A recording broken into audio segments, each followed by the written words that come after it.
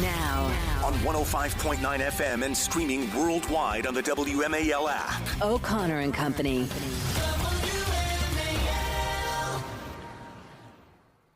5:07 on the 17th day of January. It is the last full work day of the Biden administration, if you count work days as Monday through Friday. The days are waning on this sad, sad chapter in American history, and the good guys are coming in as of noon on Monday. Coming up later this morning at 7:35, Bram Weinstein will give us a preview of the Burgundy and Gold's big day in Motown. At 8:05, Newt Gingrich, former Speaker of the House. Looking forward to this inauguration. And then at 8:35, Bret Baier of Fox News Channel. It was a busy week in Washington, D.C., as you know, and Bret will give us his perspective and to look forward to a dawn of a new day. Morning in America, Patrice Onwuka. Thanks for being here. Of course, Larry, and happy Friday, everybody. The last Biden Friday of forever. Forever, folks. Forever. Forever. Yes, that's fair to say. Wait, are you telling me that you don't think Joe Biden could run again 4 years from now for his second term? Lord help us if he tries. Lord help him Lord if help he us tries. if he tries. That's what that pardon was all about. Yeah, it is worth celebrating. Honestly, as we have all of these, last this and last that and first this and first that, there is something to think about just in terms of our perspective, because we look at every day of our lives as this 4-chunk 5 to 9 in the morning sort of window, this little mountain to climb every day. And Patrice, the next time you and I are climbing this mountain together, Donald Trump will be our president of the United States. You know, the image I have, Larry, is in a good Western, old Western, when the good guy, he rallies a group of cowboys with him and rides into town to run off the renegades. You know, you just see him in his white hat, and he's flanked by all of these ragtag, good guys with him, people who are tired of being beaten down by the corrupt sheriff of the town, the corrupt. He's come to liberate us. He's come to liberate. That's what we see. That's what I see when I see President Trump riding in with flanked by a bunch of good guys and good gals. They're gonna sweep out the corruption, sweep out the wrong, the maniacs and the woke crusaders out of our nation. It's good. It's good. Out of government. Yeah. It's a pretty amazing thing, the way they are able to turn over the White House and redo the Oval Office and clean out, everything. I love the stories how, each Oval Office for each presidency is sort of redecorated. And it keeps the certain style and certain basics. But when Biden leaves in the morning on Monday to go to the Capitol, the crews come in and they clean the office out and they bring in new carpeting, they bring in new by the time the new president comes down. But even more than that, the old executive office building, all the executive staff, they're gone. Today's their last day. Okay. Over the weekend, those offices will be cleaned out. I mean, there will be a skeleton crew operating in the West Wing and operating in the old executive office building. But this weekend today is basically it. Today is moving out day for the Biden administration. And it's worth noting, I think, and worth reflecting on. Biden gave his exit interview yesterday with Lawrence O'Donnell, and we'll play a little bit of it coming up. There's nothing surprising there, really, except that every time we see him, he's a little further gone than he was the day before. The idea that they still tried to fool us into thinking that he could win the presidency and even be president for 4 more years. I still don't think that he was capable of being president for the last couple of years. But Fox News had a nice breakdown last night of Biden's legacy going out. Top of the list, of course, 13 soldiers killed in the Afghanistan pullout, something that he barely acknowledges to this day. Billions of dollars given to Ukraine, long-lasting record inflation that will take a couple of years to recorrect. Open borders, allowing over 10 million illegal immigrants in this country. He absolutely destroyed U.S. energy independence, and, of course, he oversaw the weaponization of the Department of Justice. With that kind of track record, Biden leaves office with a 36% approval rating, and dare I say, a good portion of that 36% isn't paying attention, and the other portion of that 36% may be Biden's extended family who got a paycheck from China. Yes. No, I mean, listen, I'm actually going to put this really cool infographic that we put together at IWF out about Biden's legacy, which is literally for American families. The fact it's inflation. It is you're spending 31% more on gasoline right now. Motor vehicle insurance, 58% more than when he took office. You're paying 25% more on shelter and 23% more on food. That is his legacy. I know that he's going to blame everything and everyone else and take credit for what he thinks is a good economy, which regular people don't see and don't feel. And so he should be appalled, ashamed of his approval rating. But to him, Americans just don't know. They haven't come to realize, they won't feel it for a while, how great what I have done for you, all the great things I've done for you are. That's the way he's thinking about this. Oh, he literally is, because his office put out a tweet to that effect. It's actually stunning in its hubris, its tone deafness, and its naivete. The Biden administration or the Biden White House or whoever's running that social media account at this point on X, during his speech the other night, Wednesday night, this is what he said. It will take time to feel the full impact of all that my administration has done. But the seeds we planted will grow and bloom for decades to come. I could interpret it that in many ways. I'll be generous and suggest that they're just being moronic. Unless they have actually planted little seeds, little time bombs in the deep state to undermine the incoming administration. Well, listen, I just one question for you, Larry. You were talking about the turnover at the White House. How many little white baggies do you think they're going to find when they start ripping up the carpets, checking underneath the desks? What's going to be taped under some of these desks, like guns, white baggies? I'm sure green Hunter baggies. And Kamala did a clean sweep of all the offices there. You mentioned the economy. You mentioned the polls, too, in your IWF infographic, and I'm looking forward to seeing that. Yep, I just posted I mentioned that he leaves with 36% approval rating. This juxtaposed with some new polling in about the incoming man, POTUS 47. We're seeing numbers for Donald Trump right now as he begins his second season in the White House that Trump has never seen. In fact, we'll give you the juxtaposition of his approval ratings right now as he's on the brink of starting his second term versus what his approval rating was 8 years ago when he began his first term. And also a very important poll that Fox News conducted of the American people. What are your top priorities? What is the number one thing you want President Trump to focus on as he begins this second term?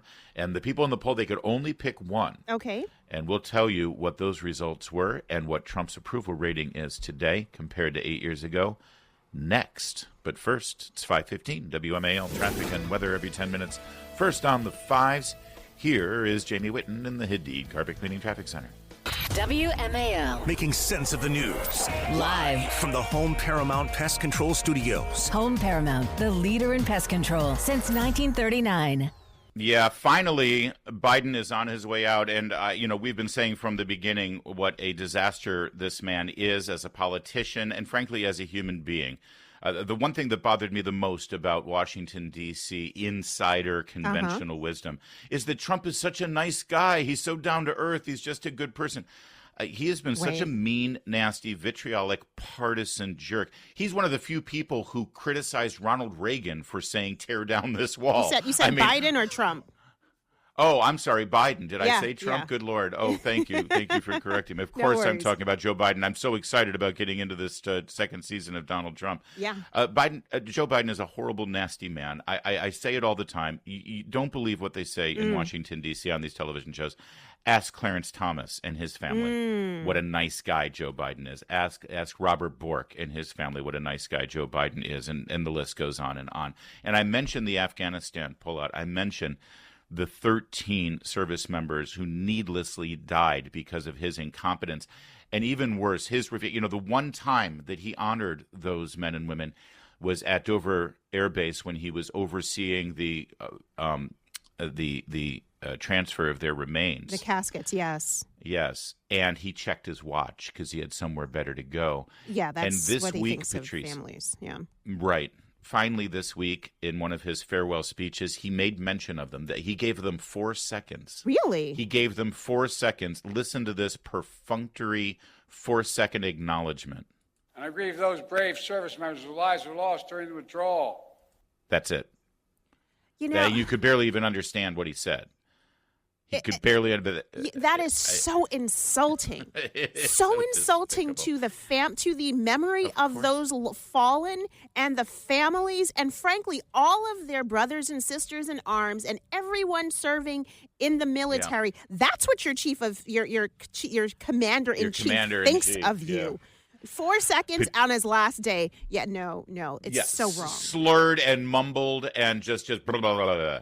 I will tell you this, though. I have it by good authority. Matt Foldy, our buddy Matt Foldy, friend of this program, he has done a lot of work interfacing with the Gold Star families from Abbey Gate. Yes. And he's sort of represented them at various times. And I am told that the Gold Star families will be honored guests at the inauguration on Monday. Fantastic. As this commander-in-chief goes away and the new commander-in-chief comes out. As I mentioned, he's leaving with a 36% approval rating. Biden is. What about Trump? Well, 8 years ago, as we were right here at this very same time at the brink of the first Trump term, he had a 40% approval rating and a 52% disapproval rating. So that's a negative 12, right, in the American people's eye. Today, 8 years later, as he begins his second term, he has a 55% approval rating on his transition with a 45% disapproval. That is a plus 10, but it's a 22-point swing from where he was when he began 8 years ago. That's incredible. And it's a testament to a great job that this transition team has done. Well, it's more than that, Larry, because look at what President Trump has been through in the past 4 years since he left office. You had January 6th and how January 6th was used against him, and frankly used against every Republican in every single election, every single interview, J6, a committee, everything. And then you get to the litany of ways that the left tried to stop President Trump from legal to frankly assassination attempts. It is his resilience. I think it's his resilience and the fact that he actually has been a victim, that people now recognize that and see just how dirty the politics in Washington are when you are hated, when you are not the favored candidate. Asked whether they think Donald Trump will do a good job as president, almost 60% of the American people said yes. What a new two out of 3 Americans. That means look at your neighbor, 3 houses, 2 of them, including yours probably, says he's going to do a good job. Yes, I live in a very red corner of my town. Fox News asked voters what they want President Trump's top priority to be. And the choices range from education to foreign policy to tax reform to solving the war in the Middle East, solving the war in Ukraine, tackling immigration reform, fixing the economy, addressing inflation, America First policies. All of those things were choices. Okay. Can you venture to guess what the number one choice? It was a tie between 2 issues. Can you guess? It's got to be inflation, at least up there. Economy and jobs. Economy and jobs was number 1, tied for number 1. Build the wall, deportation, fix immigration. Yeah. Number 3, by the way, is addressing inflation and prices. Okay. So there you go. I mean, number 1 and tied number 1, and then number 3 is inflation. Also, America First policies was up there in the top 5 as well. So that's pretty clear. Not going out, not solving the war in Ukraine, not solving the Middle East, not climate change, not health care, not government spending, sadly. No. Not diversity, equity, and inclusion. I don't even see that on the list, I think they call it maybe equality, civil rights. That way down. I will say this, though, number 10 on the list. Listen to your advisors and stop tweeting. Well, I mean, he doesn't need to tweet. He sends out truth. So can you? Yeah. For those people who answered stop tweeting, let me just quote one of Donald Trump's favorite campaign rally songs. You can't always get what you want. and you are not going to get that. But we are ready, and even more so, we are ready to say sayonara to this lamentably horrible administration. Yes. Bye-bye, Joe. It's 5:23.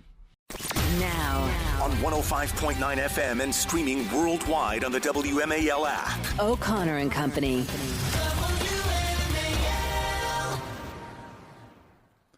It's 5:36. It's O'Connor and Company on this final full work day of the Biden administration, and we are absolutely celebrating that fact. Thanks for joining us here on O'Connor and Company. We got a whole lot in store for us. We'll begin the day at 7:30. Well, we're beginning the day now, but we'll begin our guest lineup at 7:35 with Bram Weinstein to give us a preview of Round 2 of the playoffs. Commanders in Detroit. 8:05 Newt Gingrich and 8:35 Brett Baer. It's Larry O'Connor with Patrice Onwuka. And it's a Friday, Larry. It is the final Biden Friday of forever. Yeah, amen to that. And well, let's just say a quick goodbye to this lamentable period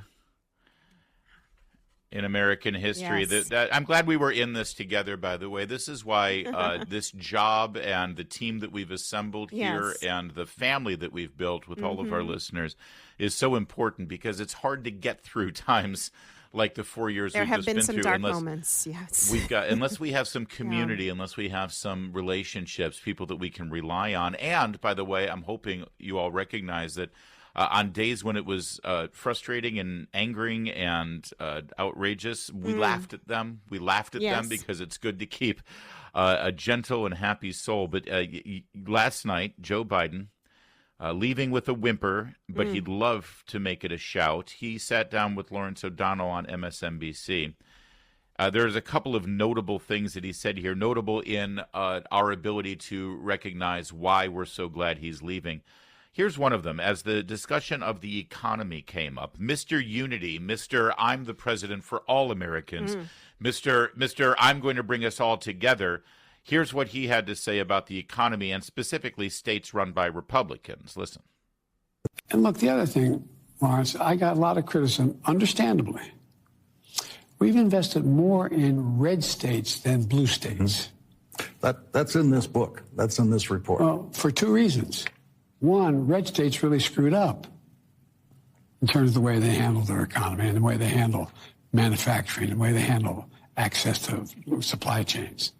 You know, I remember being out in Iowa, and I remember one of the big issues was that there was a small plant with 300 people, been around for 70 years. My grandfather worked there, I worked there, my son works there. And they had the best education system at the time, and rated the best state education system in the country. And all of a sudden, the kid comes home after he graduates and says, Mom, I got to leave. There's no job for me here. The factory shut down. Well, guess what? How do you run a country that way? How do you do that? Okay, Oh, so my goodness. couple things here. First of all, that last little anecdote that he told, it sounds like he's been reading Hillbilly Elegy. The book by J.D. Vance, the new vice president, as of Monday. And I assure you that phenomenon has nothing to do with the last 4 years or with Republican state leadership. This is something that Donald Trump ran on, actually, and this really began during the Clinton administration. Now, the Bush administration didn't help matters either, because they were interested in moving a lot of that manufacturing offshore into cheaper nations that supplied with near slave labor conditions. This is something that Americans, red or blue, have been screaming about. It has nothing to do with the party affiliation of the governor of the state of Iowa, number one. Number two, do you notice how he said the red states really screwed up, you know, in terms of way they handled their economy, and say, okay, so red states are at the top of job creation in this country across the board. You want to get a job, you go to a red state, number one. And number two, he complained that they didn't have a good infrastructure for the supply chain. First of all, the supply chain is a federal issue that his Secretary of Transportation screwed up, Pete Buttigieg. But number two, it's no wonder that red states have a tougher time with the supply chain than the blue states. The blue states are on the coasts where those cargo ships are coming in. Gee, we don't have a supply chain problem here in Los Angeles. Yeah, that's because you're a 20-mile semi-truck ride away from the port in Los Angeles. Yeah. The supply chain is about getting things from the port of Los Angeles to Des Moines, Iowa. That's where things get screwed up, and the governor of the state doesn't run that. Where was Lawrence O'Donnell with that reply there, Patrice Onwuka? I missed it. I'm sure he said something. I mean, it's not hard for you to pull up a map and look at where all of the ports are. And by the way, when the unions, who Biden has bent over backwards for, I don't want to make an image there, but in support of the unions, the longshoremen were the ones who are willing to hijack this entire nation and economy and shut down all of the ports on the eastern coast, most of which are in blue states. He really needs to backtrack that up. I mean, people are fleeing many blue states and going to red states because they want lower taxes, because they want to deregulate. Their small businesses are being strangled from everything from minimum wage hikes that are exorbitant, all the way down to the fact that they are being micromanaged to support all of these climate change agenda ideas. So he is lying through his teeth. He's being totally partisan, and that is why his approval rating is in the toilet right now. Thank you. And just to the fundamental root of, well, we did all this for the red states. The red states screwed things up. Red states says that. Remember when he came in, I don't look at this country as red states and blue states. That's divisive. I don't even look at, no, I don't see. It's all been a lie. It's all been a lie. And that brings us to this one, cut 5. Talk about lies. Listen to this one. I got involved, I didn't think about it this way, but I got involved in public life because of the abuse of power. I mean, my dad would say, the greatest sin of all is the abuse of power. And I was raised in a circumstance where, like I used to always talk about how the worst thing ever happened to me was I used to stutter when I was a kid. And you really get made fun of when you talk like that.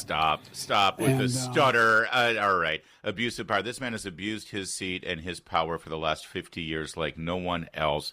It's all a lie. 100% from the beginning. But it isn't just him, Larry. His entire administration has abused their power against the American people. They've abused against their power against regular folks trying to speak up in their school board meetings. They've abused their powers against people who want to pray outside of an abortion clinic and save a baby's life. That's who they've abused their power against. And there are lots of other examples. I don't have to run down the. Sorry, I'm really fired up because this man is asinine in what he's saying. I'm really on the way out. Up. He's just as delusional, and the media is there to prop him up and just nod along. And this whole lie that he got involved in government because of abuse of power, because he had a stutter when he was a kid. They don't have a critical eye on any of this. They accept it all, and they own him. He is the media's president. They made him who he is today. And again, I'll say it again. You want to see abuse of power? You watch the Robert Bork confirmation hearings. You watch the Clarence Thomas confirmation hearings. This man was the worst offender of abuse of power. 544. Patrice, as we have mocked Joe Biden, yes, the 46th president of the United States over the last 4 years, oftentimes we sort of conjured the image of a doddering, dementia-ridden husk of a human being wandering aimlessly around the White House, going where he's told, standing on the marker, reading his script, and who knows who's really making the decisions, right? But you have this image of this old guy just sort of wandering around, going up to someone at the desk, hey, what's your name? What do you do here? That sort of thing. Shaking right? hands with the air, sometimes tripping up steps, tripping over stages, make-believe sandbags. I mean, yes, all that. Pausing and squatting a little bit like he's leaving something in his adult diaper, stuff like that. That's the Joe Biden we'll remember.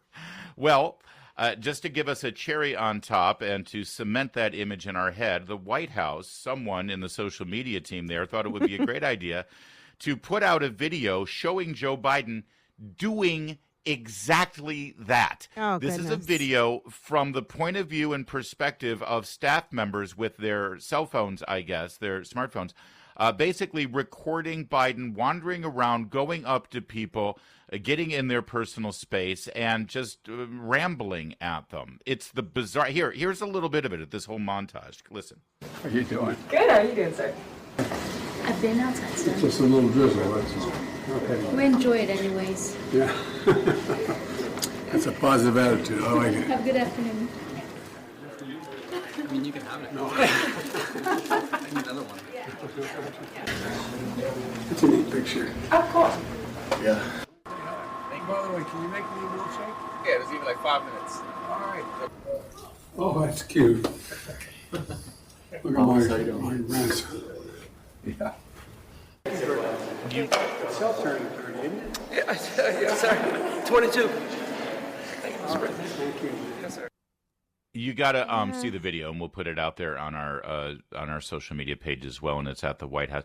You know, you have this image of the West Wing and the executive staff, and you think of it as a bustling, you know, high-energy kind of, you know, well-lit sort of this is the center of power. Yes. It was dreary looking. Ooh, It yes. was I've been down there before. I've been to the Navy mess, you know, where they eat and stuff, Okay. and where he was ordering his milkshake. I don't know if they changed the lighting or if this is some sort of, you know, green agenda where it just looked, it looked dark. It looked gloomy. Everybody, I mean, I understand people being in a sad mood because they're about to leave their jobs at the White House, but it was just a very, very weird way to show, oh, look at our president. Look at what a charming boss we have. He's just a strange dude. You know, to give you a picture, if you've ever watched The Office, and I know lots of people have watched The Office, it's kind of like that, where the camera is following Michael Scott, following it over his shoulder. He looks over, he says something to the camera, but it's weird, it's awkward. It's capturing all these awkward interactions, and President Biden just looks awkward, looks out of touch, looks like, you know, he's just wandering around. He's discovered that he works at the White House. Wow. Right. I can go down and get a milkshake at any time? Wow. It is just like The Office, and unfortunately, they make somebody at the White House thinks that he's more Michael Scott than, I don't know, George Washington. I'm trying to figure it out. Hilarious. Yeah, no, it is. It's Michael Scott in The Office without the charm and the charisma and the confidence, actually. Steve Carell. My understanding is that they edited out the moment where he goes up to one of the black staffers and say, "Barack, what are you doing here?" You know, that probably is not a good look for the good senator from Delaware. But we know his history. It's 5:53.